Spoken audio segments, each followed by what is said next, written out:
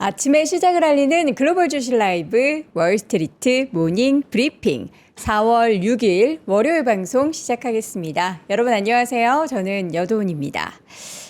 주말 잘 보내셨죠? 벚꽃이 만개가 돼가지고 벚꽃놀이 많이들 떠나셨을 것 같기도 하고 뭐 집 앞에도 이렇게 산책 나가면은 벚꽃 있는 곳들이 요즘에는 참 많아가지고 굳이 뭐 여의도까지 오실 필요는 없을 것 같은데 어제 지난주 주중 내내 그리고 주말에도 여의도의 인파가 대단했다라고 합니다. 그럼에도 불구하고 벚꽃이 마음 편하게 볼 수 없었던 분들도 계실 텐데 아무래도 이제 주말 사이에 그 성금요일을 기준으로 금요일장 휴장 할 때 혹시라도 미국이 이란에 대한 대공격에 나설까봐 엄청 이제 우려를 하고 계셨던 분들이 계실 텐데요. 일단 미국 쪽의 대공격은 없었다. 그리고 시장도 없었다.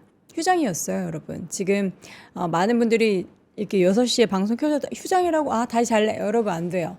왜냐면 시장 말고 더 중요한 이슈들이 많았거든요. 우리 주말에 있었던 내용들도 그렇고 저희가 글로벌 인터뷰 오늘은 서강대학교 유로메나 연구소에 두 분을 한꺼번에 모셨습니다.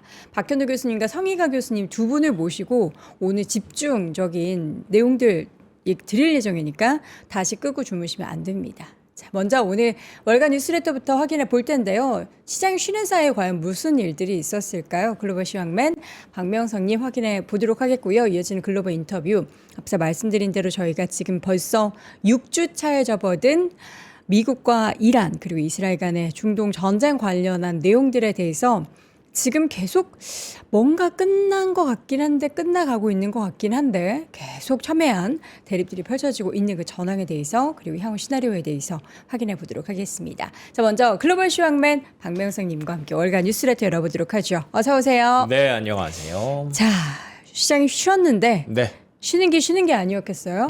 뭐 저는 그냥 편하게 쉬었습니다. 편하게 쉬었어요? 네. 편하게 쉬었는데 이렇게 내용이 뭐가 많아요? 또 열심히 쌓아놓으니까 네. 또 여러 가지 할 얘기들이 좀 있더라고요. 저희랑 그 미국의 현지 분위기랑 그냥 똑같아요.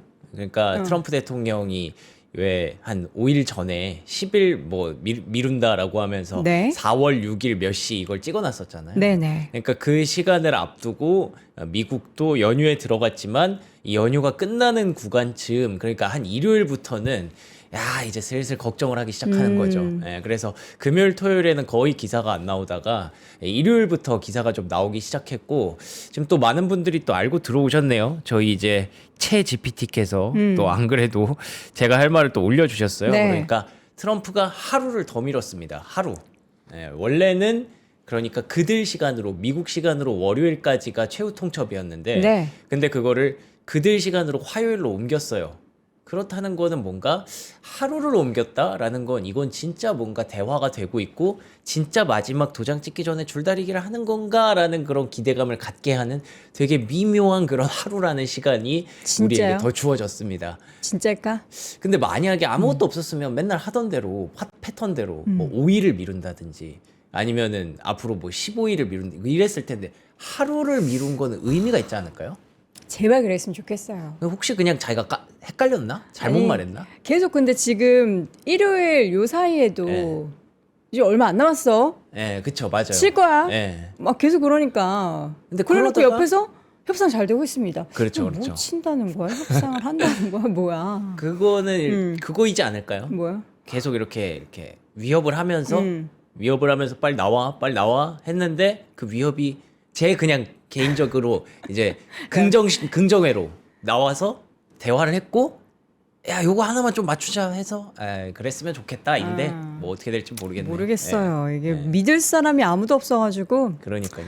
누구한테 물어봐도 이게 명확한 내용을 이야기를 또 뻥이야라고 못 해주실 하시네. 것 같아서 안 돼. 지금 막 주말 사이에 그 실종된 군인 구했다라는 맞아요. 얘기도 있는데 정말 무슨 영화 같아요. 그러니까요. 와, 저 그건 진짜 깜짝 놀랐어요. 진짜. 영화 같고 저도 그 내용을 보면서 정말 어마어마한 군사력과 비용을 들여서 그 군인을 구하기 위해서 했고 네, 맞아요. 군인을 구해냈고 예. 그거 만약에 진짜 이거 영화 한 편 나오겠는데. 그러니까 실황으로 이거를 만약에 비디오를 담았다면 네. 이제 미국 국민 입장에서 아 우리의 국민인 그렇죠. 군인을 구했다. 약간 이런 또 생각이 들 것 같아서 네. 어쨌든 이제 사실 저희가 이렇게 어떻게 보면 영화 이야기하듯 하지만 이건 진짜 실제입니다. 맞아요. 예, 실제로 목숨이 정말 많이 희생이 되고 있고 전쟁은 벌써 6주차로 접어들고 있는 와, 그런 6주가 상황입니다. 됐어요? 네, 6주. 아. 이거를 카운트를 세고 있는 저 자신도 참 싫어요. 자, 그래서 내용을 한번 볼까요? 네, 뭐 장은 안 열렸으니까 네. 딱히 움직인 선물이나 이런 건 없었고 네. 이제 곧 선물 시장 개장하겠죠? 그러면 그때 유가가 싹 움직일 겁니다. 네. 이 주말 사이에 있었던 일이 이렇게 됐으니까 유가와 금리가 요렇게 움직이는구나 이거를 어떻게 검증을 하시면 되고요. 그 사이에 일어났던 일들을 제가 간단히 정리를 한번 해드리겠습니다. 네. 4월 4일에 있었던 진짜 뭐 장만 쉬었던 거지 트럼프의 트윗은 안 쉬었어요. 오히려 더 빠르게 돌아갔어요. 쉬니까. 예, 장이 안 장이 움직이니까 쉬니까. 심심했는지 뭐 이렇게 좀 움직임이 딱 나왔고 여기 보시면은 10일의 시간을 줬던 것을 기억하십니까? 이게 제가 아까 말씀드렸던 그 우리나라 시간으로 화요일 아침 까지 이렇게 미뤘던 그 딜레이 타임입니다. 네, 시간이 얼마 남지 않았습니다. 48시간 후면 그들에게 지옥이 펼쳐질 것입니다. 라고 해놓고 이제 또 미룬 건데 어쨌든 그 상황에서 주말 사이에 이 피드를 보고 서로의 리액션들이 좀 나왔겠죠. 네. 일단 이란에서 바로 피드백이 좀 나왔습니다. 만약에 그렇게 되면 이 지역 전체가 당신에게 지옥이 될 것이다. 이 되게 다들 이제 약간 은유적으로 표현을 하네요. 시인 나셨어 다. 이 지역 전체가 당신에게 지옥이 될 것이다라는 건 아마 그거겠죠. 당신을 더 압박할 수단을 뭐 금리든 유가든 우리는 그걸 고안하고 있고, 그쵸. 예, 그렇게 되면은 아마 당신이 더 이 지역 때문에 힘들어질 거야라는 표현이지 않을까 싶어서 그냥 직접적으로 말씀을 드리면 그건 것 같아요. 호르무즈 절대 안 놔주겠다. 예, 그런 내용이지 않을까라고 이란에서는 받았고요.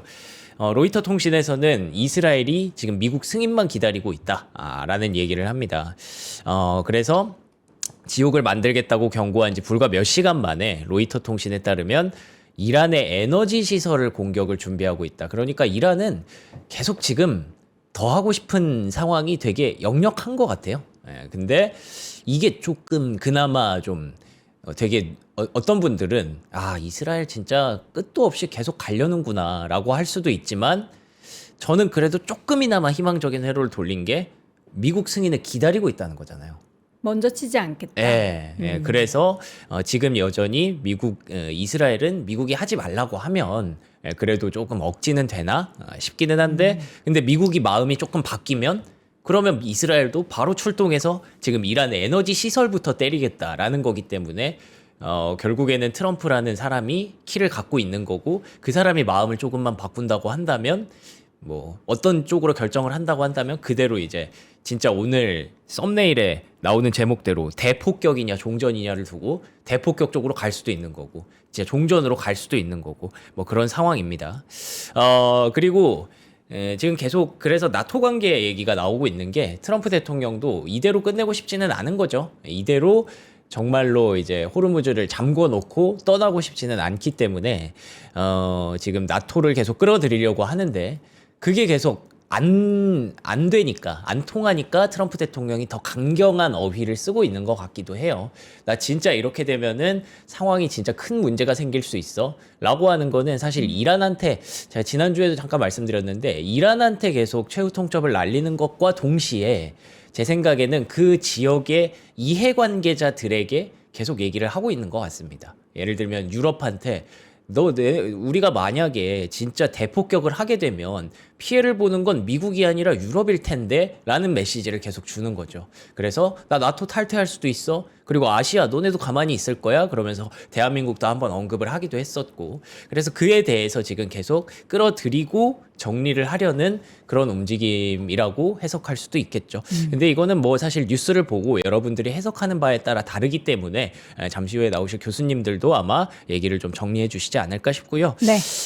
이 메시지가 굉장히 과잉된 느낌이 나는 게 저는 이거 보고 이 무슨 개그 프로 보는 줄 알았어요.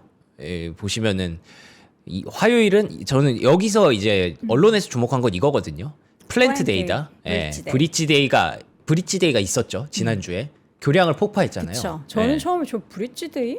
뭔 소리지 했는데 그걸 타겟으로 삼고 있다라는 그런 메시지더라고요. 그렇죠. 다리를 폭파시켰기 네. 때문에 이제 이번 주는 아까 뭐 이스라엘도 발전소 그쪽을 에너지 시설 얘기했기 때문에 이란의 발전소를 폭격하는 날이다라고 계속 이란한테 메시지를 줌과 동시에 사실 유럽과 아시아 국가들에게 너네 이거 진짜 발전소 타격하는데 가만히 있을 거야? 가만히 있을 거야? 이런 메시지를 계속 던지는 거고 보시면은 여기 You crazy bastards 이게 아니 저 직역을 너무 이 미친놈들아 All you're living in hell 당장 해협을 열어라 안 그러면 지옥에서 살게 될 것이다 두고 아니, 봐라 근데 안락계 찬양을 호르무즈 해협은 유럽이나 예. 아시아 너네 필요한 너네들이 알아서 해라 이렇게 얘기했잖아요. 그쵸. 근데 왜 또 다시 호르무즈 해협을 얘기를 하는 걸까요? 그러니까 내가 그 호르무즈 해협을 두고 가거나 정말 여기서 둘 중에 하나인 거죠 호르무즈를 두고 빠지거나 에너지 시설을 완전히 박살 내놓고 가거나 네. 근데 그 두 가지 선택지 모두 유럽과 아시아에게 안 좋은 선택지잖아요.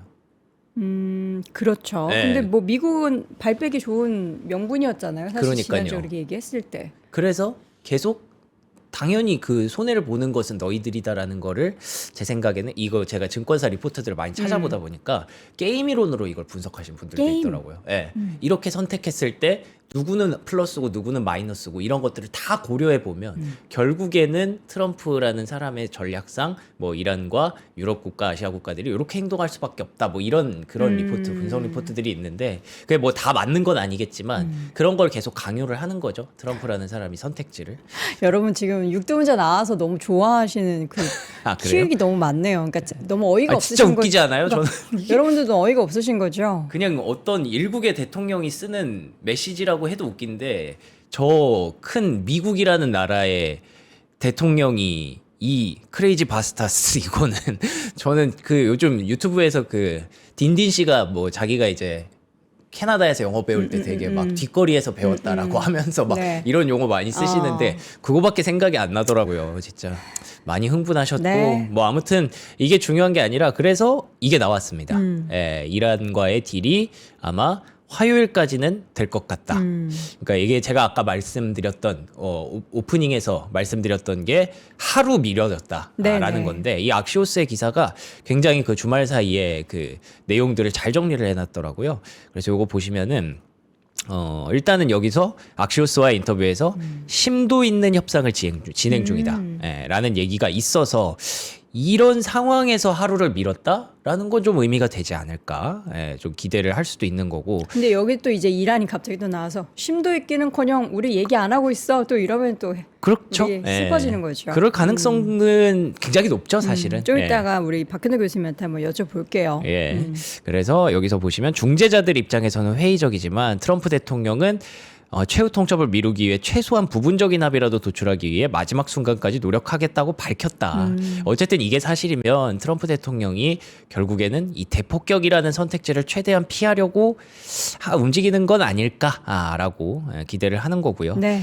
실제로 통화도 했었다는 그런 얘기가 있더라고요. 여기 보면은 파키스탄, 이집트, 터키 외무장관들은 트럼프 대통령의 최후 통첩 연장과 회담 가능성 확대로 이어질 수 있는 신뢰 구축 조치들을 마련하기 위해서 노력하고 있는데 새 장관이 토요일에 위트코프 그리고 아라치가 이제 미국의 이란의 외무장관이죠. 위트코프와 아라치 양측과 이 문제에 대해서 전화 통화도 하기도 했다. 물론 돌파구는 아직 마련되지 않았다고 하지만 하루를 미뤘다는 건 조금이나마 그래도 시장이 조금 인정할 수 있는 뭔가 선택지를 주기 위해서 노력을 하고 있다라는 뜻이지 않을까 싶습니다.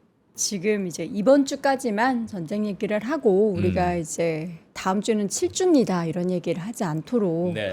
이번 주 안에 좀 협의를 하고 악수하고 하는 그런 모습들이 보였으면 좋겠습니다. 이거 기사가 예전 거라고요? 이거 기사가 예전 거가 아닌데 3시간 전에 업데이트 됐습니다. 근데. 그래요? 예. 그 뭐 아니, 예전의 지금 기준이라는 게 뭐 다 다르죠.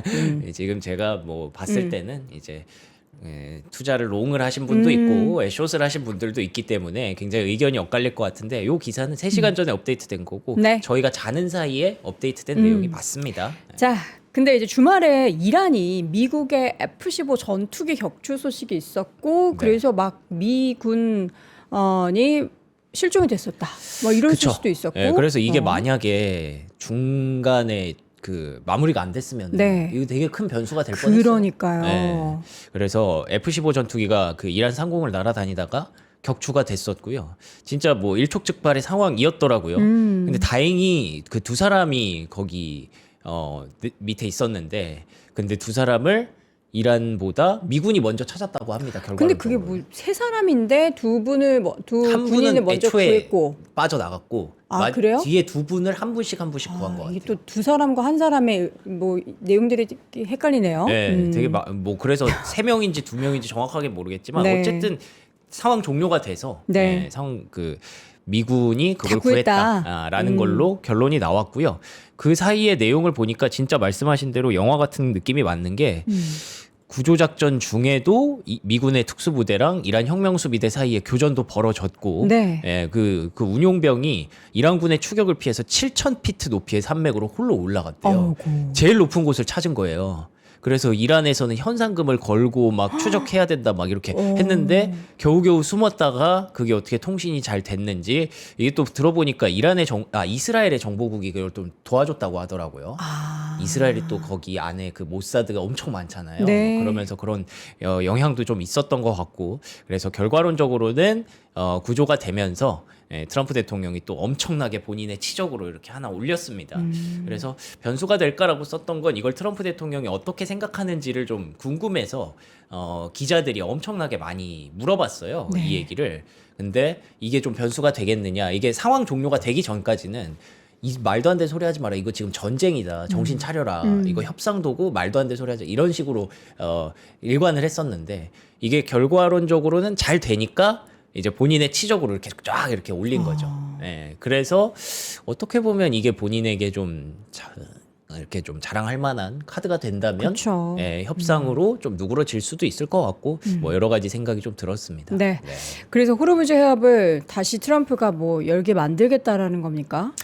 뭐 그렇겠죠. 예, 그래서 4월 3일에 있었던 내용이고요. 요거는 아까 보셨던 그 이상한 그 육두문자 얘기 전에, 훨씬 전에 나왔던 그 얘기인데, 결론은 시간이 좀만 더 있으면 호르무즈 해협을 쉽게 개방하고 석유를 확보해서 막대한 부를 축적할 수 있을 것입니다. 결국에는 미국이 다 좋은 거다. 유가도 올라왔지, 호르무즈 해협도 개방되지, 석유가 점점 풀리면은 전 세계가 이제 안정될 거다. 걱정하지 말고 연휴를 보내세요라는 그런 메시지였던 것 같고요. 근데 이제 로이터에 따르면 아직까지도 호르무즈 해협의 개방 가능성은 좀 낮다. 그러니까 이제 이란이 계속 버티는 거죠. 그러니까 이란이 원하는 거는 너무 명확한 것 같아요. 우리에게 더 이상 건드리지 말라. 앞으로 미래에도 건드리지 않겠다는 약속을 해달라라는 건데, 사실 그거를 하기가 되게 어려우니까, 미국 입장에서는 그걸 받아주기가 어려우니까 그걸 어떤 방식으로 좀 바꿔야 되는지, 이 문장을 좀 단어 선택을 어떻게 해야 되는지를 놓고 계속 통화를 하는데, 주말 동안 결국에는 아직까지 얘기가 안 된 것 같고, 그래서 하루가 더 필요하다라는 그런 기사로 이어졌던 것 같습니다. 네. 근데 일단 호르무즈를 열긴 열어야죠. 어떻게든 열어야 되는 이유가, 보시는 것처럼 호르무즈 수출이 2월에 비해서 3월에 급감한 것을 확인할 수가 있거든요. 물론 사우디가 홍해를 적극적으로 활용하면서 그래도 호르무즈의 어떤 대체제를 홍해 쪽으로 만들고는 있습니다만, 근데 또 주말 사이에 뭐 후티 반군이 적극적으로 들어온다, 뭐 그런 얘기도 조금씩 보이더라고요.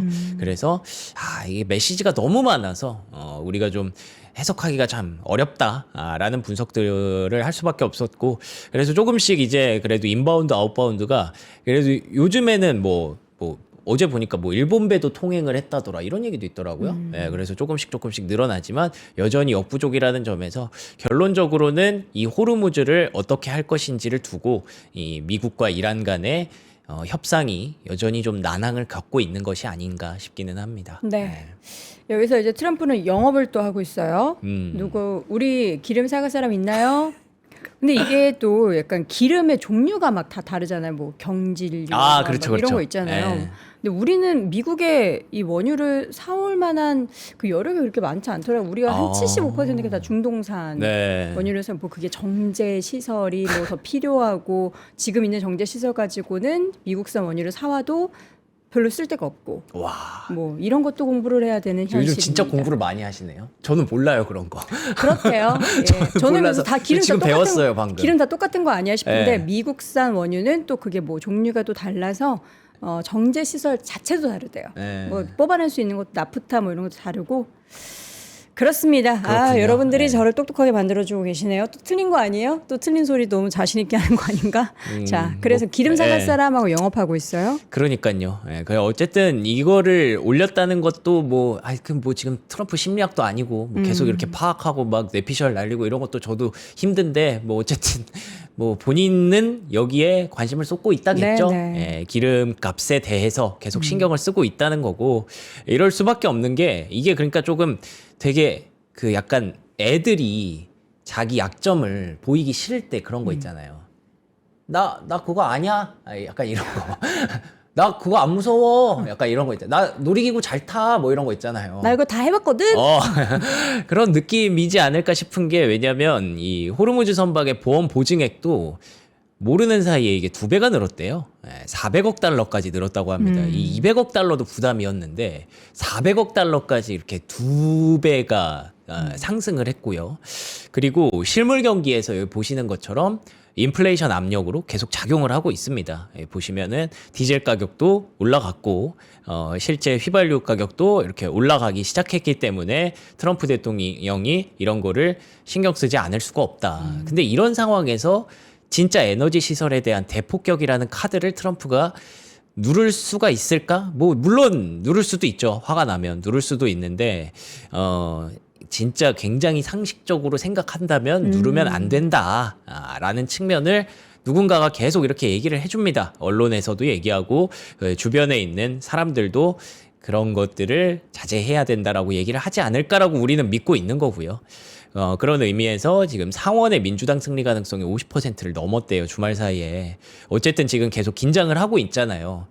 이거 진짜 연휴 지나가면 진짜 터지겠다.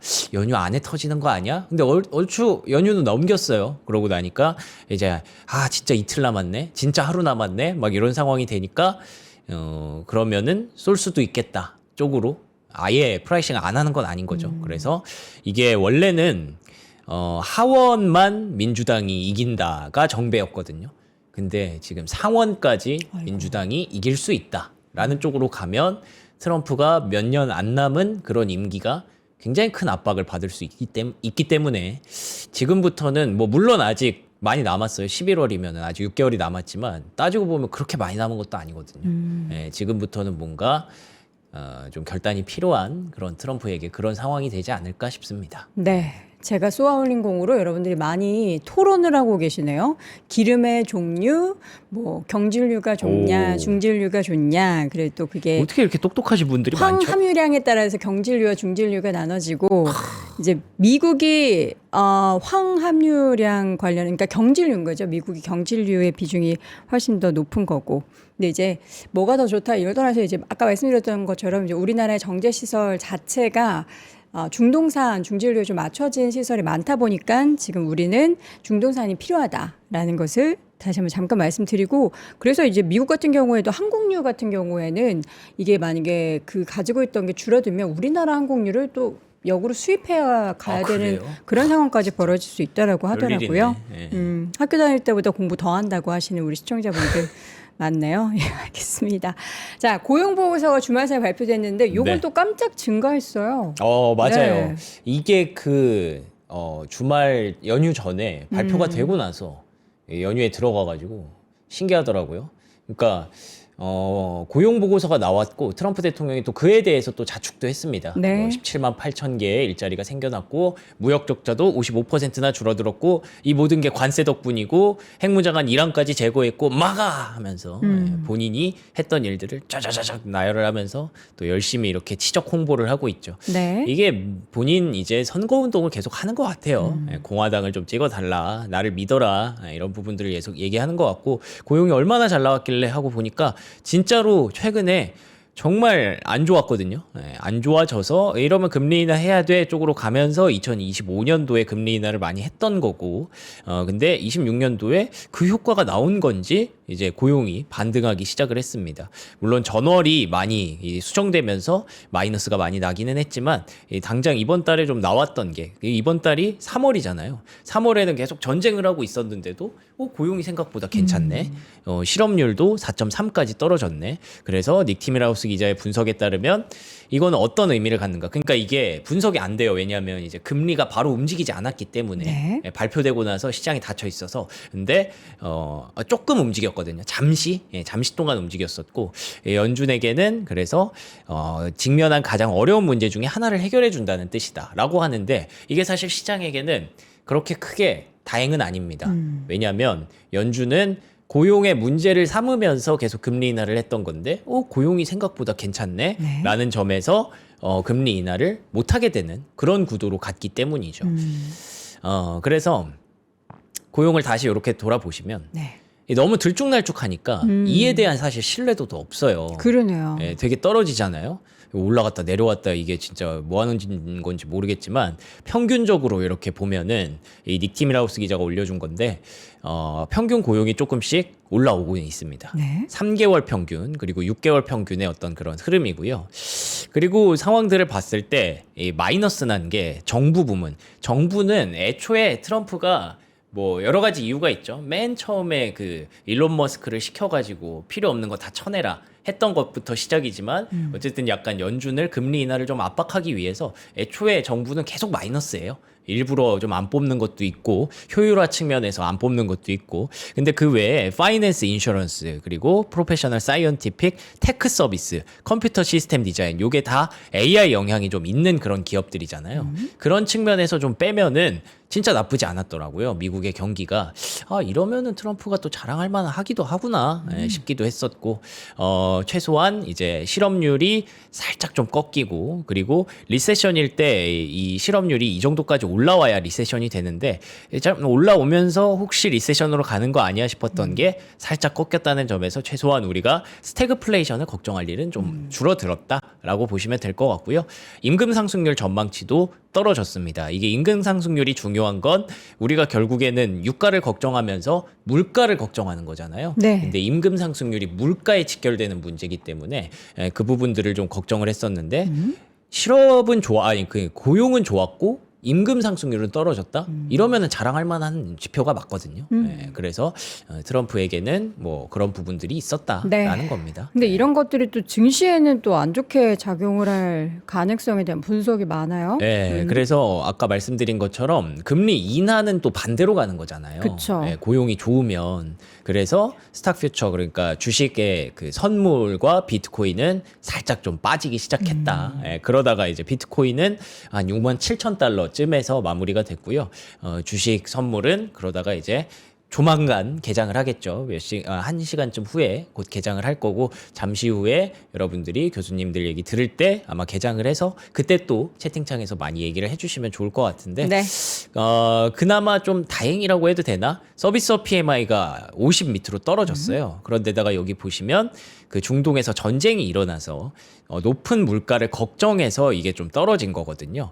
그러면은 고용은 좋기는 하지만 지금 시장은 계속 걱정을 하는구나. 중동에 대한 물가를. 그러면은 이제 뭐 그게 좋다고 표현할 수는 없지만 서비스업 PMI가 이렇게 떨어졌다는 거는 금리 인하에 대한 그 기대치가 아예 죽은 건 또 아니구나. 쪽으로 시장은 좀 해석을 했던 것 같고요. 네. 그래서 모건 스탠리는 하반기에 결국 금리 인하를 할 것이다. 유가 상승으로 인해서 근원 인플레이션에 미치는 영향은 제한적이기 때문에 그래서 일단 상반기에는 계속 연준이 두고 보자 하고 있지만 하반기에는 금리 인하를 하는 미국의 가치가 좀 더 빛날 수 있다라는 점을 언급을 하기도 했습니다. 네. 자, 우리 시청자분들이 아침에 원래 댓글 많이 안 남기시는데 네. 그 원유 관련해서 관심들이 이렇게 많았었던 거를 처음 알았어요. 지금 저도 그래서 사실 주말 사이에 그거 봤었던 내용들을 여러분들께 전달드렸는데 다시 한번 간단히 말씀드리자면 미국산 경질유는 화학 함유량이 낮고 이제 우리나라 같은 경우에는 이제 웬만한 정제 시설이 다 중동산 중진류에 맞춰 있기 때문에 지금 당장 뭐 미국산 다 가지고 와도 정제할 수 있는 상황이 아니다라는 걸 다시 한번 말씀을 드립니다. 자, 2026년 1분기 증시를 요약한 화면을 하나 가지고 오셨는데 이건 뭐예요? 이거요? 아 그냥 뭐 오늘 별로 할 얘기 없을 것 같아가지고 뭐 이런 것도 좀 넣어봤습니다. 아 끝났네 빨간색 보고. 우리가 돌아왔다 초록색 보고. 아 빨간색 보고 끝났네. 네. 우리가 돌아왔다. 이거 홀짝홀짝 게임을 요즘 계속 하고 있잖아요. 올랐다 내렸다 올랐다 내렸다. 그쵸. 그리고 그 올랐다 내렸다의 그 배경이 막 전쟁이 막 와르르 쾅쾅 터질 것 같을 때 막 와 우리 진짜 다 끝났네 이 생각을 들게 하다가 뭐야 협상이 되나 봐 이러면서 막 그린라이트 보게 했다가 이러니까 2026년 1분기는 사람을 진짜 미치게 하는 거죠. 예, 그런 증시였다라는 게 미국에서 이렇게 밈처럼 돌더라고요. 예, 뭐 우리나라도 마찬가지인데 미국도 마찬가지인가 봅니다. 그래서 1분기 그 약간 결산 같은 건데 분명히 이게 나스닥은 신이야라고 하면서 믿었던 게 많이 무너졌습니다. 보시면 마이크로소프트 마이너스 24%, 오라클은 거기서 더 빠질 게 어딨다고 25%를 더 뺐네요. 그리고 특히나 메타가 13%, 테슬라도 16%의 폭락이 좀 나타났습니다. 이 정도면은 나스닥의 1분기 성적표라고 하기에는 굉장히 좀 창피한 그런 성적표가 됐고, 그 반면에 마이크론 테크놀로지 27% 플러스가 났고, 그리고 에너지 엑슨모빌이 무려 36% 급등했습니다. 엑슨모빌이 분기에 36% 급등한다. 이거는 진짜 사건이 나긴 난 거죠. 그러면서 시장의 움직임이 확연하게 이제 산업재와 에너지 쪽으로 좀 움직였던 그런 1분기였다라는데, 근데 또 그렇다고 여러분들이 또 그래서 에너지주 사야지라고 생각 잘 안 하시죠?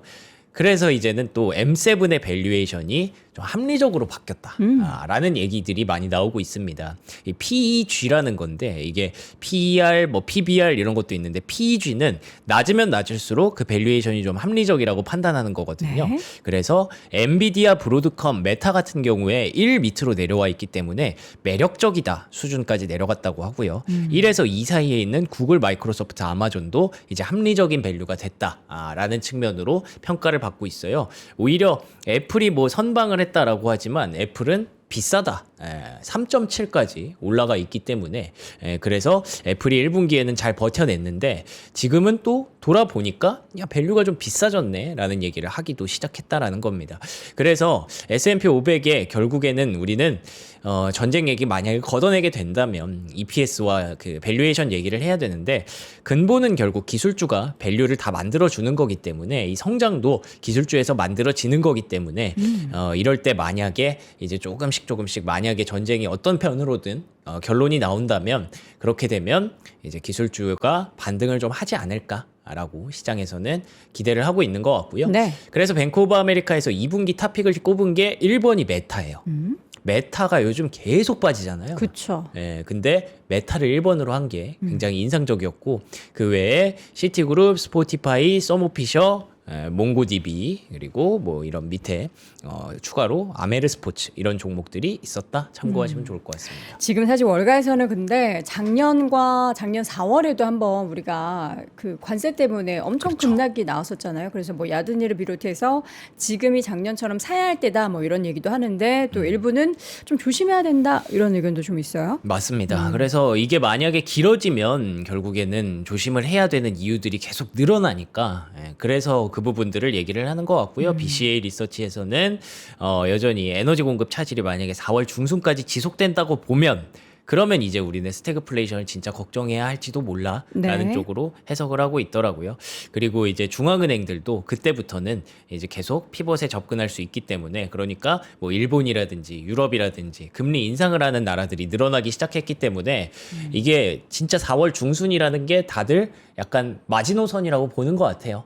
모든 사람들에게. 그래서 트럼프도 하루를 연기한 게 아닌가 싶고, 중순까지 가고 싶지 않아서 이였으면 좋겠다라고 생각을 하는 거고, 진짜 중순까지 넘어가면 그때부터는 시장이 정말 큰 프라이싱을 계속 하게 될 수도 있기 때문에, 그래서 좀 더 두고 보자라는 그런 입장입니다. 네. 그래서 3월에는 헤지펀드가 이렇게 공격적인 매도세를 보였는데, 헤지펀드가 보통 이거 보시면 차트 보시면 요런 상황들이 많이 나와요. 급하게 샀다가 급하게 팔고, 급하게 샀다가 급하게 팔고, 급하게 팔았다가 급하게 사고, 이런 게 나왔기 때문에 요게 누군가의 해석에서는 계속 팔고 있네라고도 볼 수 있지만, 4월에 또 어떤 상황이 벌어질지 기대를 하시는 분도 있지 않을까 싶습니다. 급하게 판 만큼 다시 급하게 사는 그런 수급에 대해서도 우리는 염두해야 한다. 네. 자, 이어서는 특징주가 있어요?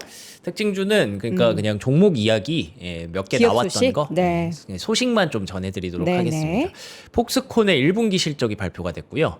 폭스콘은 뭐 아시는 것처럼 아이폰 관련 매출도 담당하고 있지만 요즘에는 엔비디아 향으로 많이 알려져 있죠. 그 AI 서버 쪽으로 렉으로 그대로 팔고 있어서 그래서 수혜를 많이 입었다라는 점에서 예상치에는 조금 못 미쳤다고 해요. 예상치는 조금 못 미쳤지만 그래도 30%의 실적 호조가 나와서 결국에는 AI가 다시 한번 증명했다라고 보시면 될 것 같고 블룸버그에서 이례적으로 한국 경제가 전례 없는 성장세를 보이고 있다라는 차트를 만들었더라고요. 이거 보시면은 이 중동 텐션이 있는데도 불구하고 2026년도 이게 수출이거든요. 와, 저는 대한민국 수출이 숫자가 이렇게까지 그 눈에 보이는 정도로 몇 배가 급등을 했잖아요. 이런 것들을 우리가 이 주식시장은 결국 또 빨리 움직이고 그래서 작년부터 이 5천, 6천 시대를 본 거구나라는 거를 다시 이렇게 증명해 주는 것 같아서 요걸 또 블룸버그에서 얘기를 했네요. 네. 근데 역시나 뭐 이렇게 된 거는 이유는 메모리죠.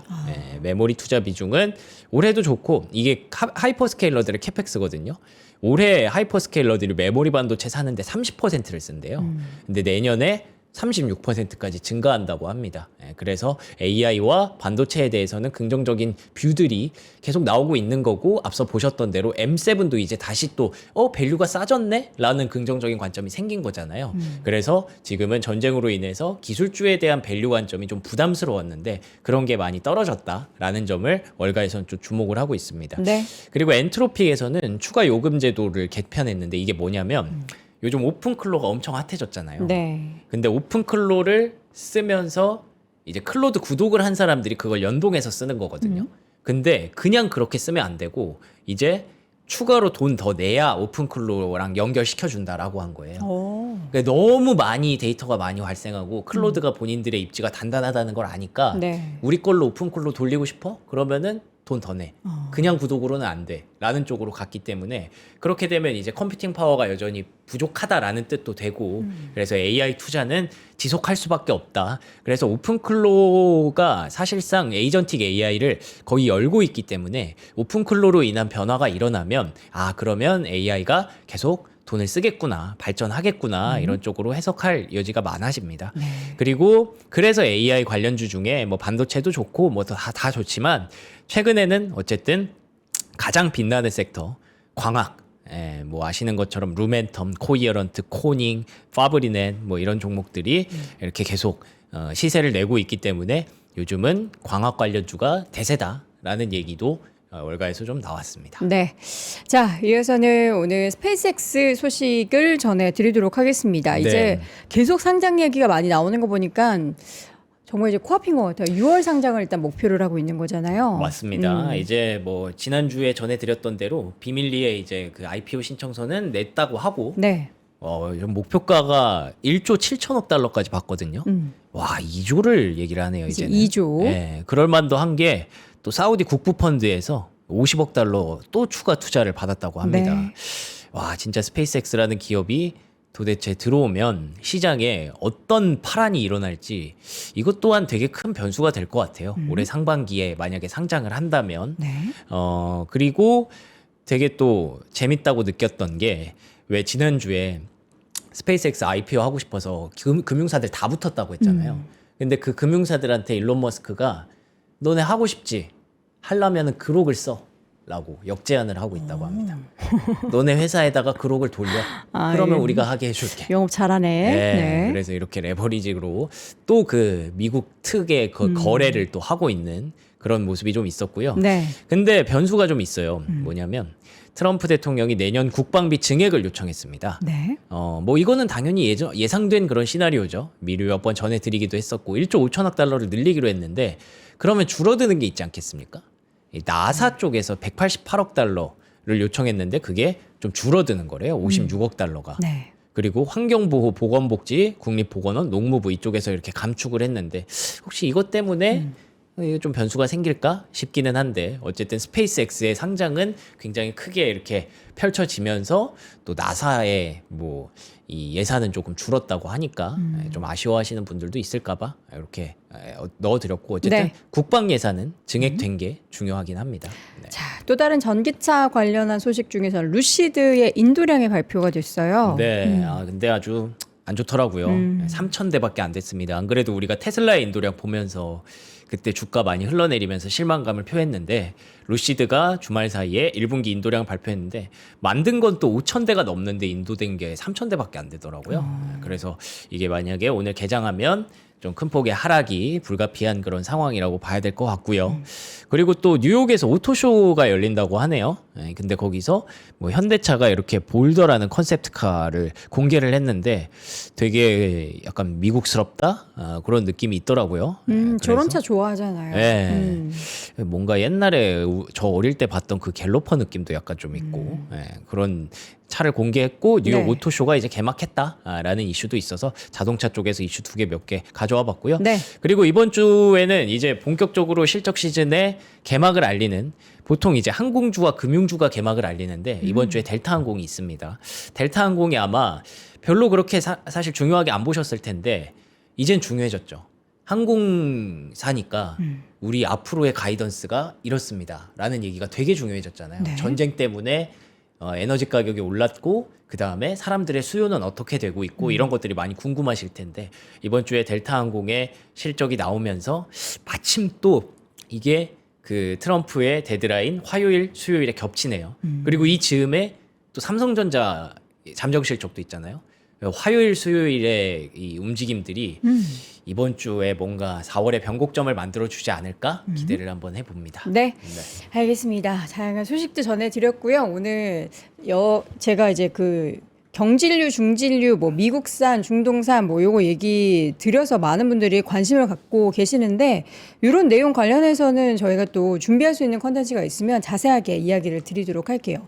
사실 우리나라도 이제 중동산 원유의 수입 비중이 너무 높고 특히나 그 중동산 원유 90%를 호르무즈 해협으로 이렇게 통하는 그 원유를 수입하다 보니까 사실 유가 올라갈 때 가장 크게 증시가 흔들렸던 그 이유 중에 하나였는데 그런 내용들을 알고 있다면 그래서 시장이 상대적으로 더 많이 하락했었던 거구나라는 것을 또 인지할 수 있어서 그런 내용도 저도 관심이 가서 공부를 해봤는데 여러분들도 이 김에 그런 거 한번 내용 알고 있으면은 또 이게 이게 뭐라 그러죠? 스몰톡 하기 좋으니까 오늘 아침에 이런 내용들 이야기하신 거를 오늘 점심 드시면서 많이 활용해 보시면 좋을 것 같고 점심을 나가서 안 드시는 분들은 오늘 뭐 먹지 하는 고민하실 거예요. 그래서 오늘 저희가 핫띠를 통해서 뭐죠 이거? 떡갈비를 가지고 왔습니다. 떡갈비 나올 때마다 이제 집에 아이들 키우는 분들이 요거 많이 가신다고 들었는데 삼원가든의 떡갈비. 우리 또 추억의 삼원가든 지금도 굉장히 또 고급 고깃집으로 유명한 삼원가든의 떡갈비를 가지고 왔습니다. 이거 10+2로 12팩을 드리는데요. 한 장당 한 1,500원 꼴이 되는 겁니다. 가격 엄청 좋네요. 3만 원대에 준비를 했습니다.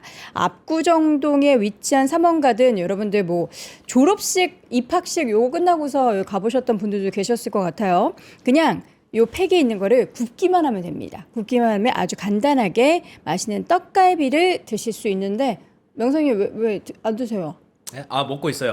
엄청 먹었어요. 너무 맛있어요. 맛있다. 이건 뭐 사실 도시락 반찬으로 맛 어렸을 때 평가가 엄마가 필요가 떡갈비 없죠, 이거는? 많이 주셨는데 이거는 그 맛 평가는 뭐 여러분이 생각하시는 그 떡갈비 맛인데 저는 킥이 이거라고 생각해요. 이 뭐요? 두께.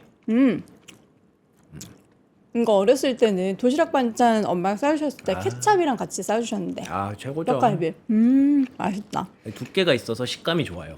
반찬 고민하시는 분들 떡갈비에다가 아이들 뭐 돈가스 소스 이런 거 좋아하면 이렇게 해가지고 주면 밥 한 끼는 뚝딱 먹을 수가 있습니다. 삼원가든을 아는 건 연배 나오잖아요. 뭐 삼원가든 요즘도 장사 잘 되잖아요. 유명하지 않나요, 지금도? 20대도 알아요. 맛있는 떡갈비 함께 하도록 하겠고요. 영선님 드시는 동안 저는 하나 더 여러분께 소개해 드리겠습니다. 노트북 가지고 왔는데 LG 노트북 11세대 최초로 69만 원대 가지고 왔습니다. 요거는 막 되게 가볍게 그냥 가지고 다니는 용도라기보다는 사무실에서 혹은 이제 집에서 데스크탑처럼 이제 사용하실 수 있는 그런 제품이에요. 램 16GB 그리고 SSD 512GB. 새 상품 대비해서 반값 수준으로 저희가 너무 많이는 준비 못했고요. 100대 한정. 그러니까 여러분 필요하시면 지금 득템하시기 바랍니다. 69만 원밖에 안 해요. 그렇기 때문에 100대 한정으로 준비했고요. 램 16기가이기 때문에 느림없이 쾌적한 멀티태스킹이 가능하고 SSD 512기가라서 빠른 속도 그리고 넉넉한 저장 공간을 자랑하는 LG 노트북 11세대 최초로 69만 원대로 가져가시기 바랍니다. 자세한 상품에 대한 내용은 영상 하단 링크 통해서 확인해 보시기 바랄게요. 자, 지금까지 글로벌 시험은 박명성님과 함께 했고요. 잠시 후에는 박현도 교수님, 성일건 교수님 두 분과 함께 이야기 나눠보겠습니다. 고맙습니다. 나